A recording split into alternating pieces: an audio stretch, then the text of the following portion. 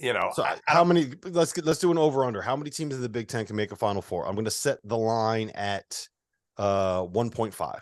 Under. I'd take the under if it's at 0.5. I really would. I think Purdue is the only semi-reasonable shot, and I would be shocked with the freshman backcourt. Have you guys seen what Braden Smith does at the end of games in a one-possession game? Every time. He's gonna encounter that at some point in this tournament. He drives in too deep, and then he just doesn't know what to do. And Fletcher Loyer can't make shots right now. From 3, Morton can't make them. Yeah, they obviously don't look the part of anything other than like a top 25-ish team, top 20, 25 team lately. Indiana, if Trace and Jalen Hood-Schifino are awesome every night, and some of those, Miller Kopp's making shots and Geronimo's, maybe. So I got one, and it's not Maryland, and it's not Indiana. Well, I hope it's not Maryland. It's not Maryland. Maryland's interesting just because they can play a different style. But are you going where I think you're going right now? I probably am. Goodman, you got off this bandwagon. I'm trying to get you back on. Iowa. No. Who? Michigan State. Yeah. I've said that. Yeah. No, I didn't get off it. I never got off it. I'm right there on it. Because again, they got a bunch of dudes who are all good players. They fit together. They've got veteran guards. They've got one of the best coaches in the country. They've got shooters. They can play small ball. Sissoko, they don't really need very often. I think Michigan State could go to a Final Four. I kind of agree. And I hate that I'm agreeing with you because I hate agreeing with you. Tyson Walker, Greg, you can speak to this better than I can. That dude's got some fucking balls of steel. He can play.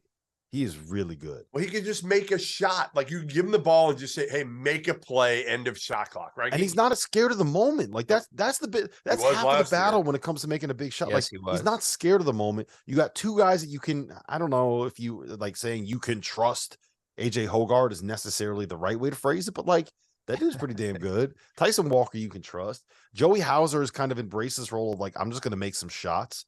To me, it's. I think it comes. Is Jaden Akins this leap that he's made in the last month or so? Is it real? And he doesn't have to be great, but he'll have good. If they win, if they need, out of 4 games, can he have 1 or 2 where he goes for 16 or 18? That's the beauty of Michigan State. They can have a dude have an off night, and they still have enough other guys that can produce. Mm-hmm. How many teams can you say that about? There's not a ton. Mm-hmm. Yeah. No, you're right. I think that the special thing about Michigan State is for the last 2 weeks now, they have been the best shooting team in the country. They've shot over 50% from 3 in essentially every single game they've played.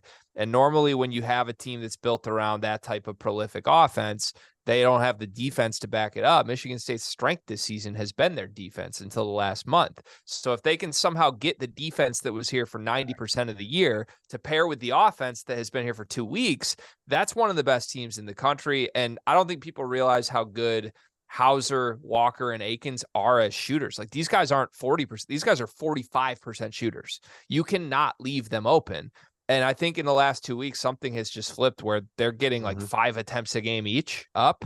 It still scares me with Hoggard because good or bad, they go as he goes.